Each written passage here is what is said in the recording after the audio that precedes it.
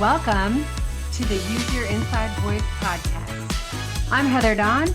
Let's kick it off with a dance party.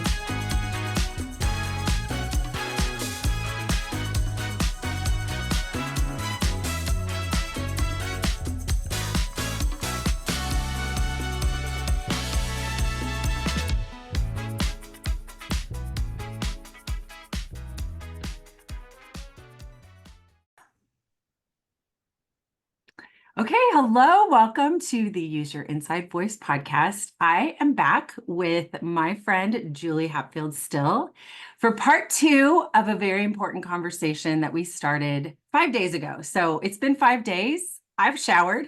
Have you showered? Shower, changed my clothes. We're ready to rock. Different clothes, different day. Some things have happened in the last 5 days. So that's how life is. It's beautiful. Thank you for coming back, Julie. And I'm excited about what we're going to talk about today because last week we talked about the healing process and we talked about, sometimes when you get into that healing process and you tap into all those deep emotions and you start sort of excavating, as I like to call it, it's easy to sort of get caught up in, oh my gosh, I have more healing to do. And I'm just going to keep on this healing journey, which is, there's nothing wrong with keeping on the healing journey. But you, my friend, are all about activation. And I have learned from you that activation and moving the needle forward in a very purposeful way is actually a really important part of the healing process. It actually sort of like seals the deal on the things that you've learned as you've been doing the healing. So I'd love to just talk about that with you. So let's dive in. Yeah. Well, I love this topic because I truly, I've been through and continue to go through seasons of healing, right? Seasons of inner work, external work, seasons of adjusting my game, adjusting my community. And I say seasons because I truly feel like seasons aren't meant to last forever. And they're not meant to be lived in and felt for very long periods of time. And there's purpose to that because every season creates a rhythm in our life. And there's ups and there's downs and there's ins and there's outs. And there's times of retreat and there's times of here I am. So I just love being able to talk about this topic because, I think about the analogy of looking in the rearview mirror when you're driving. And if we continue to look in the rearview mirror on our entire trip, more than likely, we're not going to, one, get where we're going. We're probably not going to even know where we're going. And number two, it's going to be pretty rough, right? Because I've yet to meet somebody who can drive looking backwards. So true. Yeah. So I think it's important that although healing very much for so many of us is grounded in the past, that we have to, in seasons, also decide to look forward and create and contend for a space in front of us, not behind us. So I think that all starts with awareness and a decision. Oh my gosh. I was just going to say, you said a very important word. We have to decide. And yeah, it is a decision. And I know, like, from personal experience, I know that like making a decision about something big is really hard. And I know there's a lot of listeners out there that are that are currently in the shower or driving their car or vacuuming, or maybe not vacuuming. I don't think you can hear a podcast while you're vacuuming, but maybe they're doing the dishes and they're nodding their head saying, "Oh my gosh, I've been in like decision freeze mode as well," or maybe they currently are. Like that's the key, is making a decision. And then think about this, Heather. If you don't decide, you are deciding. You're deciding to sit on the fence of your life. You're deciding to sit on the sidelines. You are deciding every moment of the day when you're not deciding to move forward and to step towards what you want to create in your life. You're deciding not to do that. So there is it's a law. Um there's always an opposite. So Yes. it's what decision are you making, right? And to not decide is a decision. So we have to start with deciding to shift, whatever that looks like for Mhm. somebody. To not decide, indecision is a decision, right? And um, I would love to paint a vision. I'm a very visual person. So since someone's going to be listening, imagine you have two plants, right? And one plant represents one decision, the other plant represents the other decision. And you're in the middle and you're the caretaker of these two options, and you can't decide which one you want.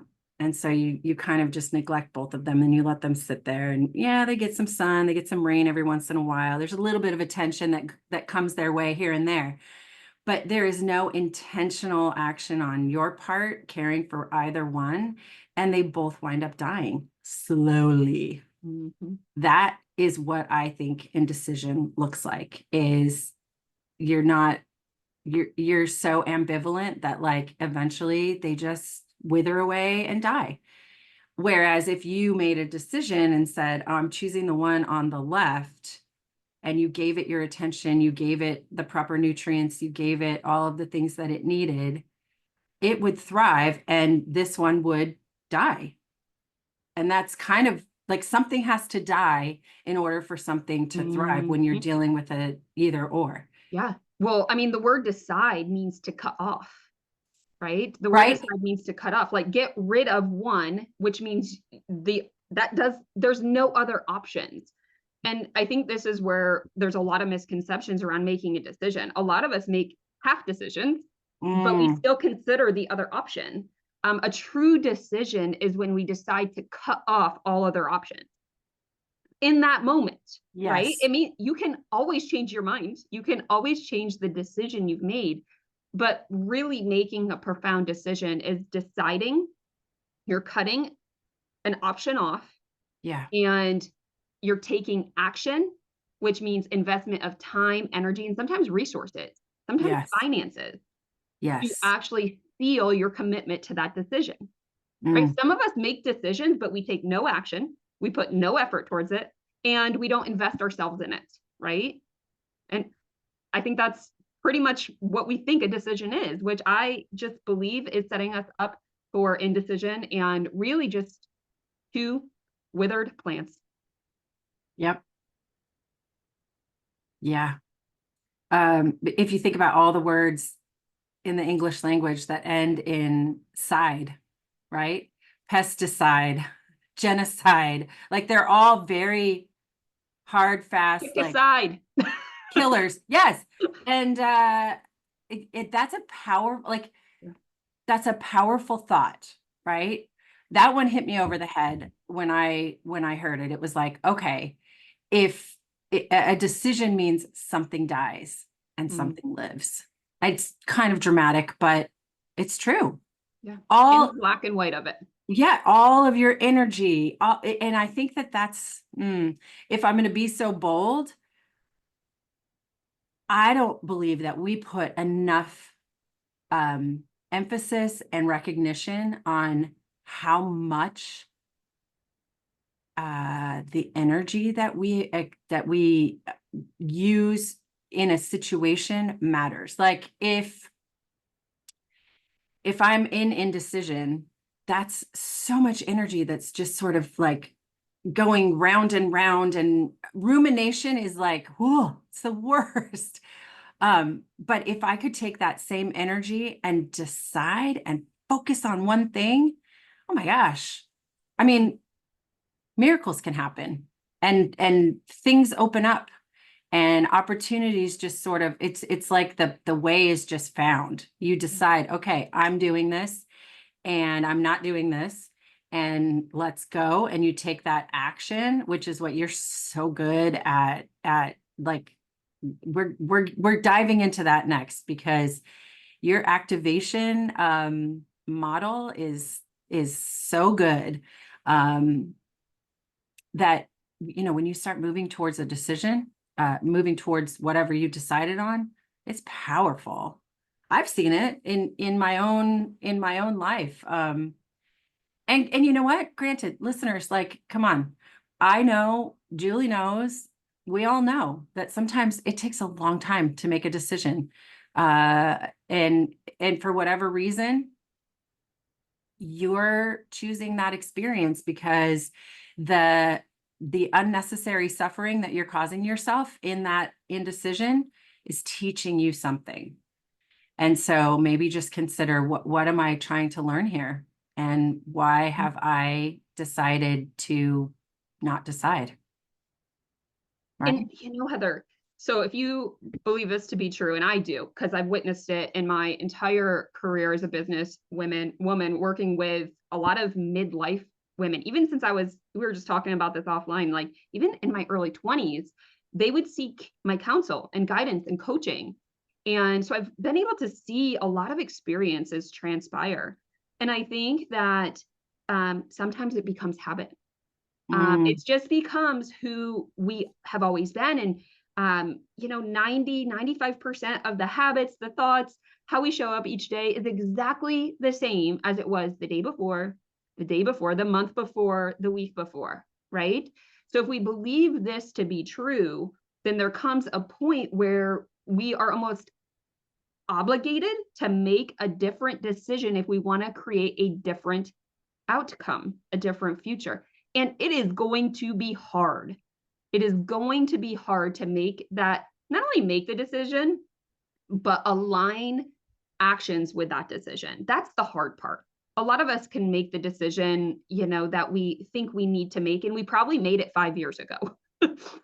But it's aligning the action with those decisions. That's what changes the course of the future.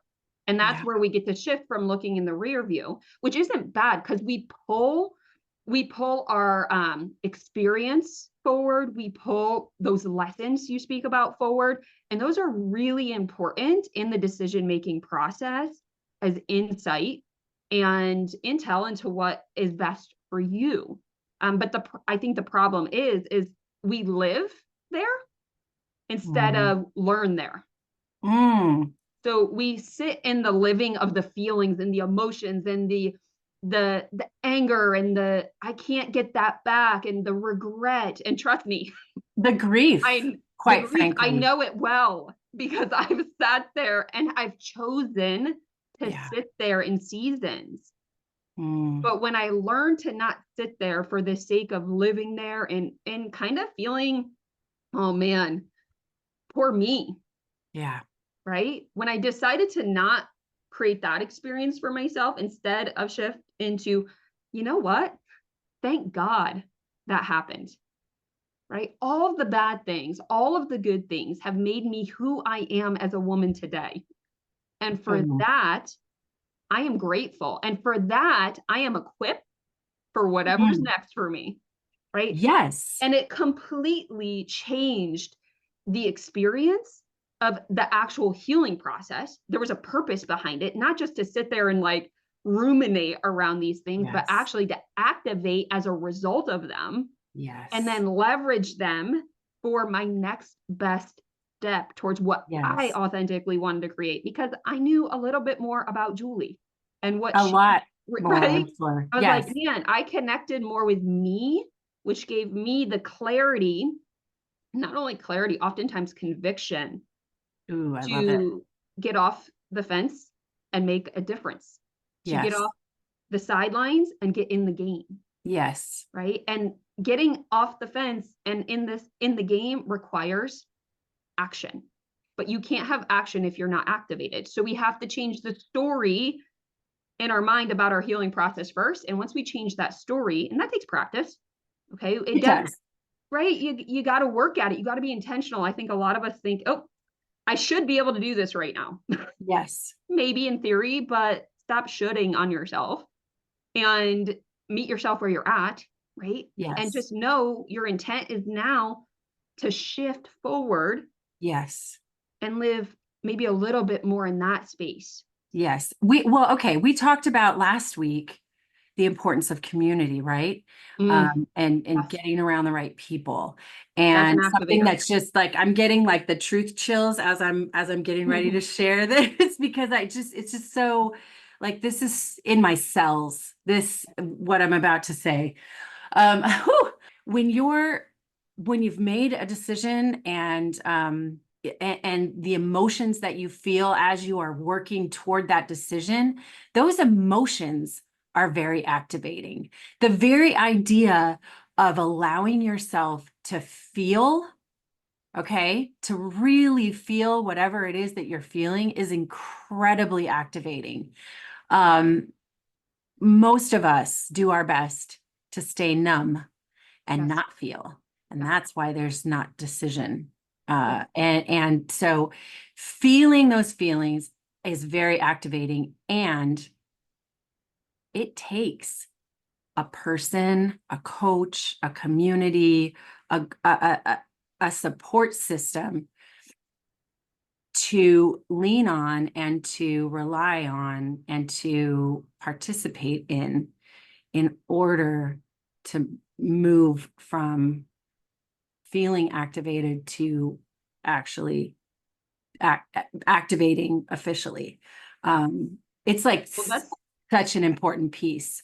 it's one of your first steps. So I would say if you want to take anything practical from this, it's if you're in a season where you're like, it's time for me to to shift, right? I'm feeling this urge, there's more for me, or that I'm kind of just it, I want to move on to another season for a season, right?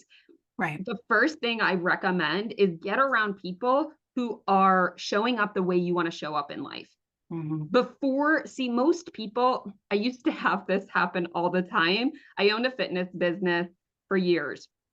And I even heard it from, I coached fitness businesses globally for years, and they would say very similar things. So I knew it wasn't just me. But I would have women come up to me and say, I need to work out before I come to your boot camp. I need to get in shape before I come to your boot camp. Yeah. And I'm like, isn't that the point of showing up with me? Is that Yeah. I can support you in that? But that is a common Right. misconception is I need to be at a certain level before I get in the room with other people who are beyond that level. And that is just Mm. not true. Matter of fact, those who are most successful in activating themselves, they get in rooms with others that they can chase way before they're ready. They get in rooms with others that are walking shoulder to shoulder. One thing I would Yeah. caution you about is be very selective on one first choosing you and then choosing people who choose you. Because going back to the vast majority of us who are doing the exact same things every single day, we're also surrounding ourselves with the exact same Mhm. people in the exact same environments, right? So we have to be mindful about, are we stepping into the room because we're smarter than everybody else? We're the smartest person in the room. Matter of fact, I just encourage you to be the dumbest person in the room. Yeah. Anytime I step into rooms where I'm like, you know what? I kind of feel a little bit out of my zone. I feel Mm. a little bit out of my comfort here. Activation happens fast. So Yes. I would just say it's one of the first steps, and it's one of the most resisted steps is to find those rooms where you can step in and feel like, ooh, maybe I don't belong, but you know in your heart you want what they have. You want the life they're living, the way they're showing up, the energy they have. I swear it's osmosis. You get in rooms like that, all of a sudden you start to embody those Yes. things and it's magic. Yes. Oh my gosh, it's so great. It's so great. That would be if anyone that's listening that's in a tough season right now where you're struggling, you feel stuck, you are in indecision, or there's something weighing heavily on your heart and your mind, get into rooms with people who can support you. Yeah. That is that is my hot take Mm-hmm. from all of this. And if you need some rooms, I got you. Yeah. You can message me and I will put you in touch with you tell me what you need and I will put you in touch with I know a lot of rooms. Um Yeah. and we're talking, virtual rooms, we're talking, that kind of thing. The support is out there. People are out there. The people that you need are out there. And uh, on that word, support. mhm. So I think as women, at least I can only speak for myself and some of the feedback I've gotten over the years, is support is weakness.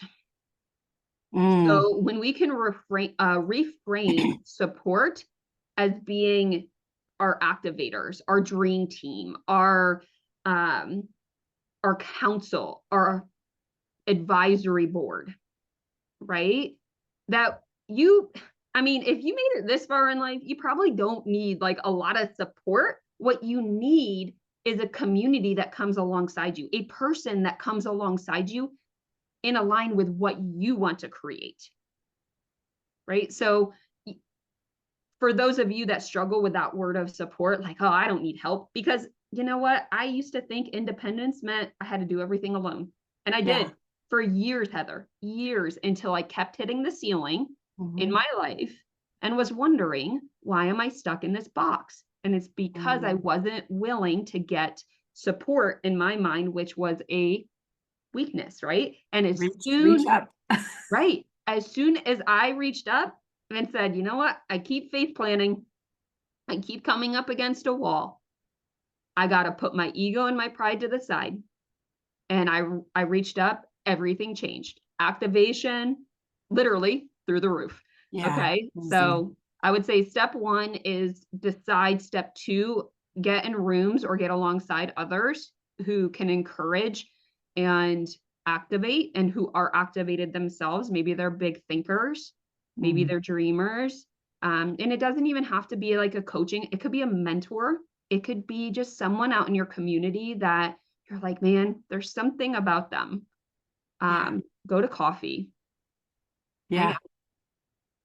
Pick their brain. Okay, but it takes action. We can't have activation without action. Action actually comes usually first before we even get activated. And I think sometimes we get that switched. We have to act first, and then activation comes, and then we start playing up levels. Yeah, yeah. Step one, step two. Are there more steps? Yeah, well, I think for sustainability, so anybody who wants to sustain, as I addressed earlier, like our life, it's the law of seasons and rhythm, right? So we operate in rhythms, and sustainability comes by building a framework and structure, or a system to help us continue to perpetuate that rhythm of activation, which Mm, might look like seasons of pulling back and going within, or pushing forward and creating and expanding, right? And yeah. there's kind of this, I like to call it an ebb and flow, right? Yeah. Well, Um, it mimics nature. I mean, if you think oh, about it, right? yeah. The trees are the most beautiful example of how to Mhm. let stuff go. Like, Right. I mean, at least in areas of the world where the leaves change colors. I grew up in Southern California where everything is green all the time. But But out there's here still a in the East, seasonal flow, right? You still feel it yeah, there is. within you. There And is. fall, autumn, I mean, it's literally a time of release and let go. Mhm. Spring, a time of renewal, Yes. right? Winter, a Winter, time a of time of rest. rest. Yeah. What is summer Yes. for, by the way? Fun, a time of There we fun. go. A time for letting loose. Summer's a time of expression, I think. Summer's a Yeah. time of like, It's unveiling, right? So in the yes. spring, you're renewing, and summer, you're really just unveiling. And but all that to say, and to go back to your question, Heather, Yeah. uh, so the rhythm that I've created, and viewers can have access to this rhythm in a journal. And the reason I decided to do this, Heather, is because for years I see women struggle, and I did as well, until I latched onto this framework. So sustainability often is a lack of structure or some missing structures in our life, right? And that Yeah. sounds really like rigid, but that is actual fact. Like my mind, I'm both analytical, science backed, but I have learned and become more, I would say, creative and space of flow and all of that. So it's a blend of both. Mm, which I think is important to really meet people where they're at. But we need structures and frameworks to help perpetuate that in which we want to create in our lives. So this is actually a daily, weekly, there is a monthly rhythm as well as an annual rhythm.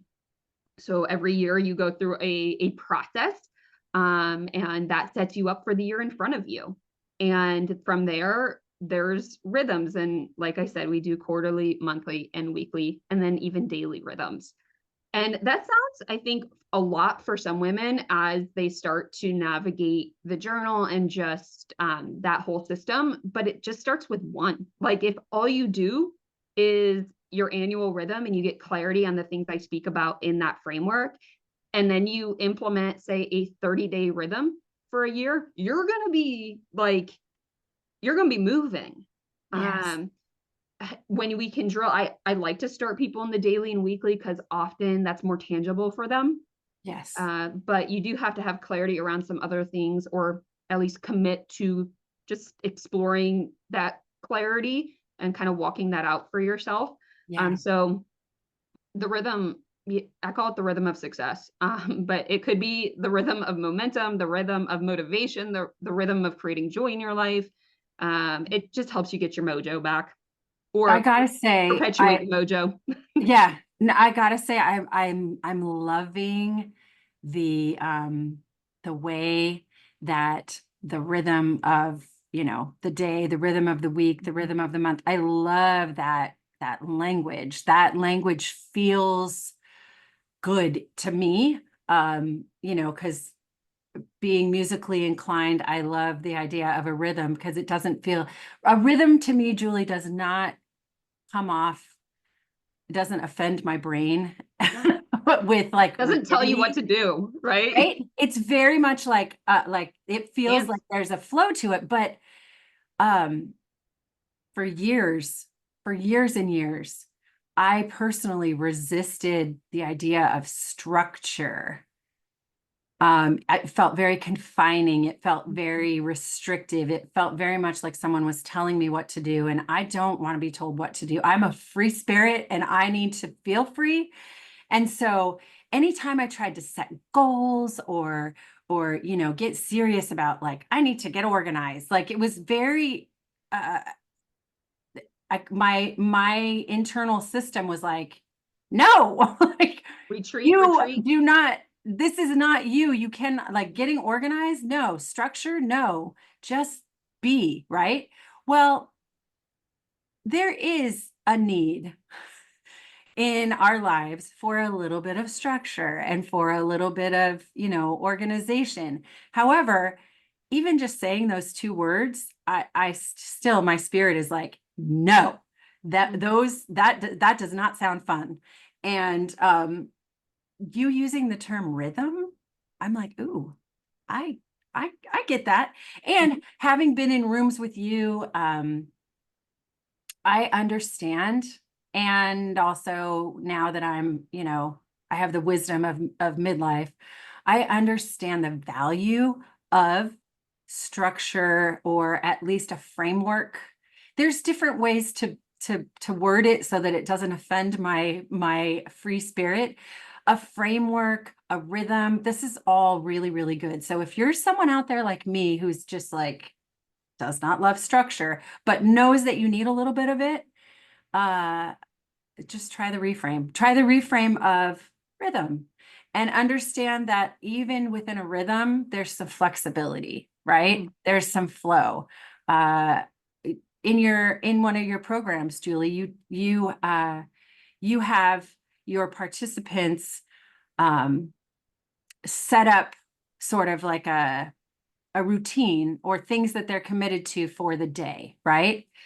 And I remember as I was going through one of your programs, um, I would say, oh, I'm going to do this, and this every morning. And, or it was like, how many mornings of the week are you going to do this thing? And, just basically like set it up for yourself. And I learned pretty early on that I have lots of intentions to do lots of things, and then it just doesn't always work out that way. And so I made the shift that all of the things that I wanted to do would then become like a menu. Mhm. Like if I were to go to a restaurant, it was like all of these appetizers, right? Or all of these potential things to partake in. And I used that as my menu. And so in the morning, I would choose 3 off of the menu. I could commit to 3 off of the menu, right? That was much easier than saying every day I'm going to do, all of these things. And it just wound up working. And it created in me the idea that even someone who's very free spirited can still adapt to having some framework, some structure. And I want to give you the feedback that I love the idea of the rhythm. It actually sounds kind of delicious to be like, oh yes, let me have a daily rhythm, let me have a weekly rhythm. So nice job there. Well, and I'll layer this in, because just looking for some practical application for those watching and getting these nuggets today is alongside a rhythm, music is highly activating. Mm, So, yes, rhythm. You can create a dance in your life or a song in your life that actually takes you exactly where you want to go. mm, Right? It is possible to do that. We just got to catch the rhythm, right? And the rhythm requires certain notes, certain beats, certain frameworks, and everybody's looks different. And I think a big mistake these days is that we go on YouTube, we go on into different journals and workbooks, and it says to dos. Your life is not a checkbook or a checkbox. checklist. Yeah. It's not just, oh, I did the thing, so I'm worthy. I'm valuable today. Mm, Right? Your life is a game of adjustments, rhythm, and it undulates. Okay. So part of activation is also the sounds and the inputs and the vibrations, right? And I won't go too far in that, but it's very similar to energy because the energy is vibration, hmm. right? That we actually allow in. So music is highly activating. Have you ever noticed when you're in a really depressed state, right? That you're like, I'm gonna listen to depressed music. Like it just resonates, vibrates, resonates with me. Yes. So I'm like, oh, it just perpetuates. I would Another 8 word. encourage, right? I would encourage that if you are in that state, which is completely normal, it is normal. I think we have so many conceptions that being in a depressed state is not normal, right? Prolonged depressed states, right? That's another thing, Right. right? And I've been there too. Okay. Sure. But being in a depressed state or even an anxious state, also normal, not all bad.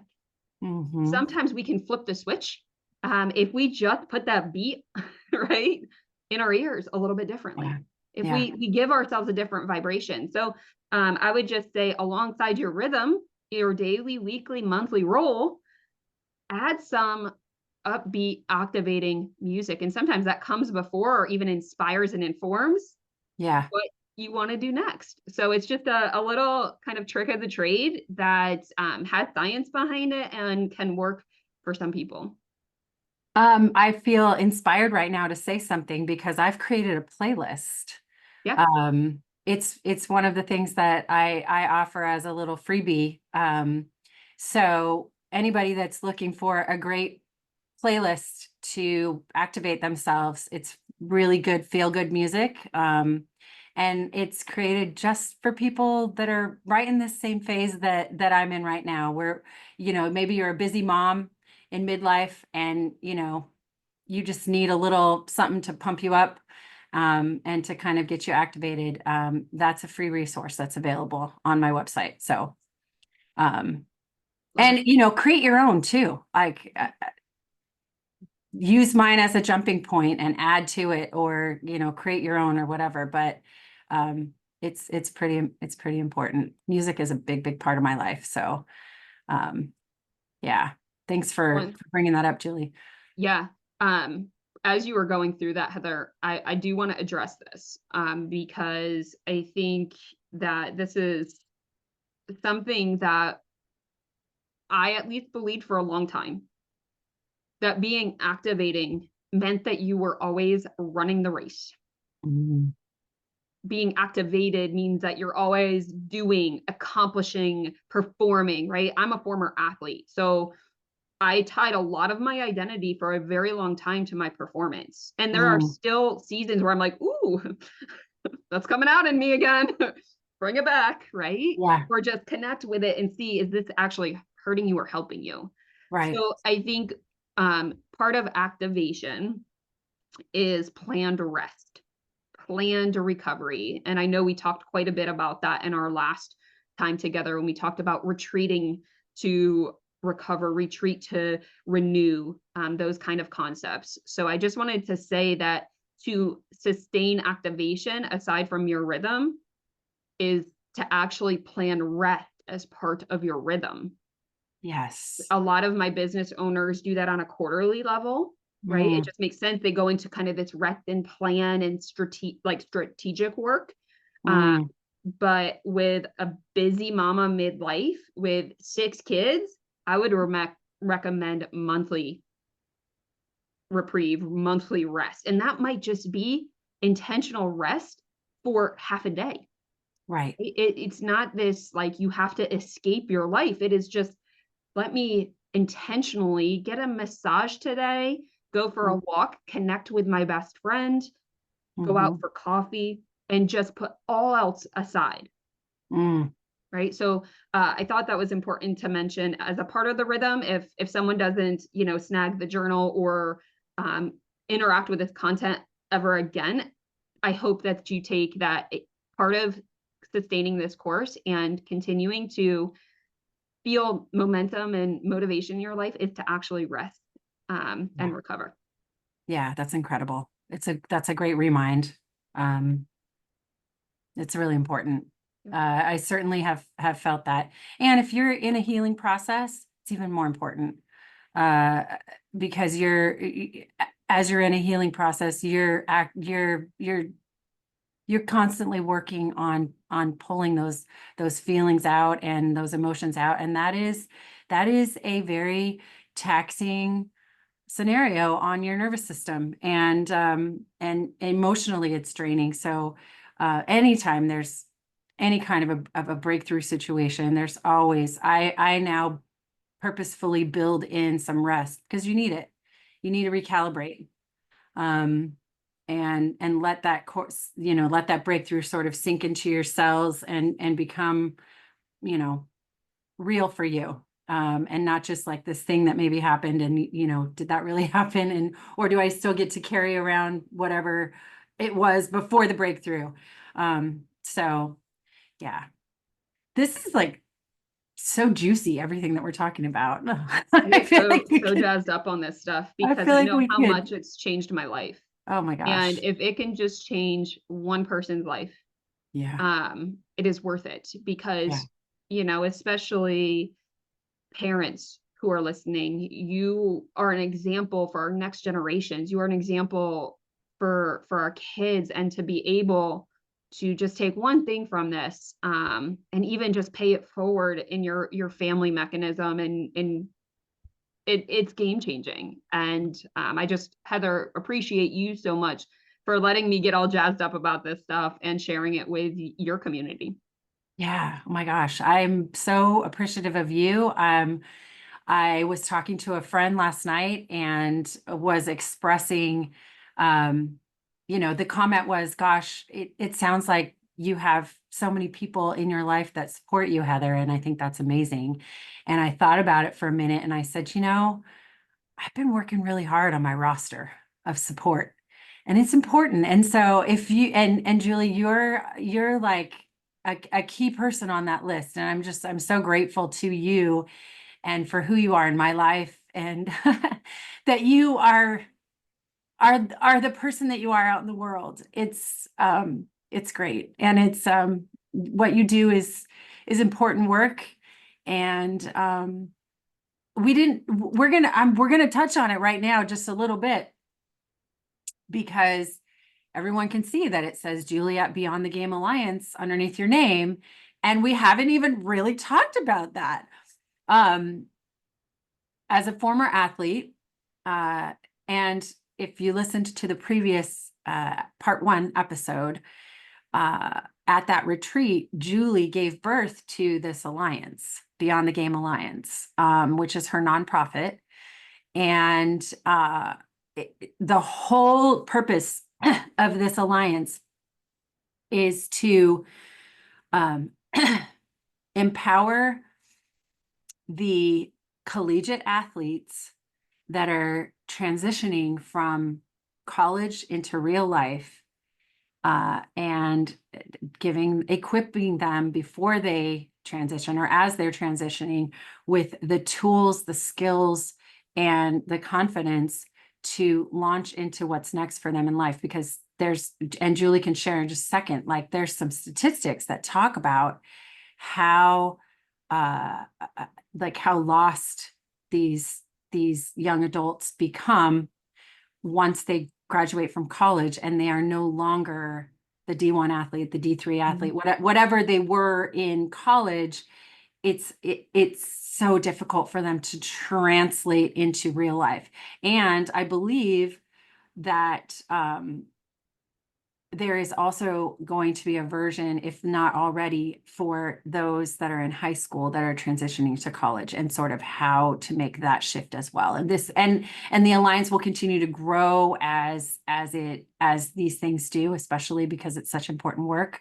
But I would love you to share anything more that you want to talk about with that, and certainly any of the parents that might be listening that have athletes that would fit into this category. This is something that, hey, there's something out there for your kids. So Julie, give us give us the nuggets. Quick nuggets.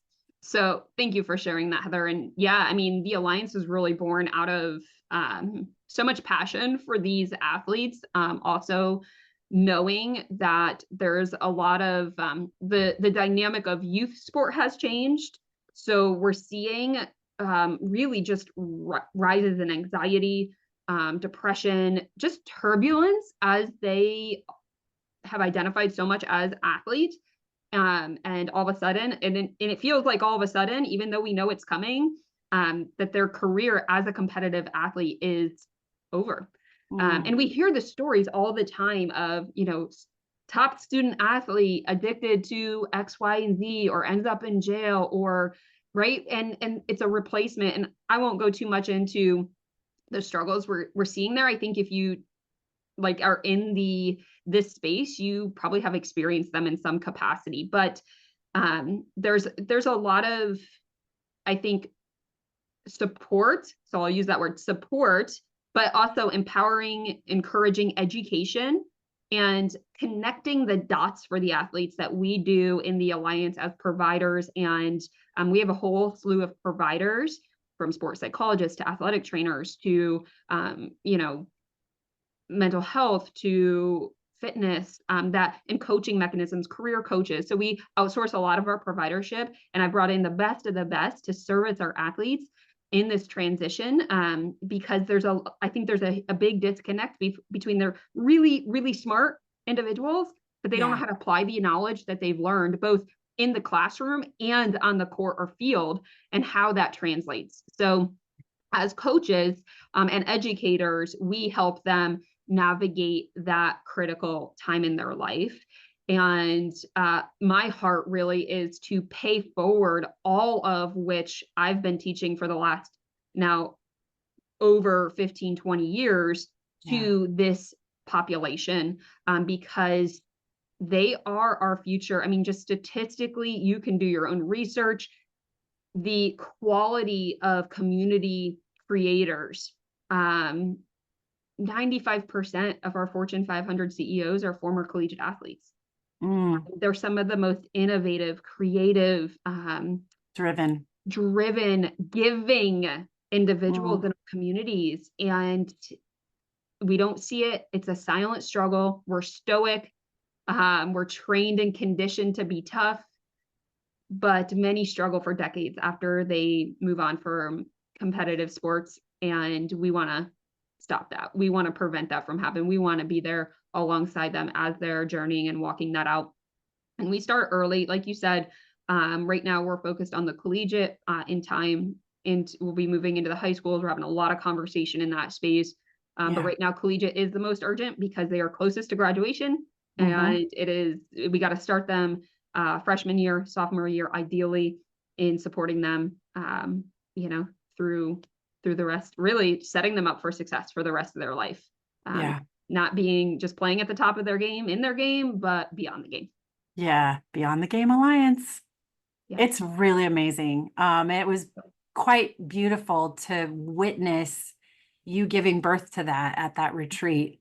You know, I mentioned on the last episode that I was having my own experience. It was entirely different than yours, and they were happening at the same time. And it was just really beautiful to kind of witness what's able to be created at those retreats. So, Julie, you're a remarkable woman and a gift to the planet. And, you know, I just, I love that we've had the opportunity to highlight that a little bit on this podcast and let more of the world know about you and what you have to offer. So thank you so much for sharing your heart with me on this particular podcast, but more importantly, for sharing your heart with me just in life. So Thank you, Heather. thank you.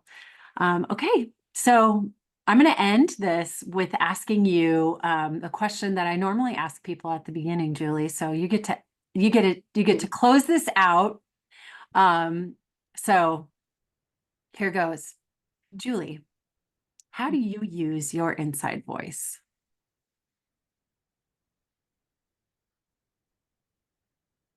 By taking action and showing the world what's possible, Yeah, making a difference. yeah. Not holding it inside, right? Yeah. We all have something in here that someone Hmm. else needs in their life right now. Matter of fact, Hmm. it could absolutely change the game for them. Hmm. So I believe we have to be selfless and use our inside voice. Hmm. I love it. Thank you, my friend. Thank you. Have a wonderful rest of your week, everyone. And listeners, thanks for staying with us. And we will see you on the next episode. Thank you so much for joining us today on the Use Your Inside Voice podcast. I'm Heather Don. We'll see you next Friday and every Friday after that.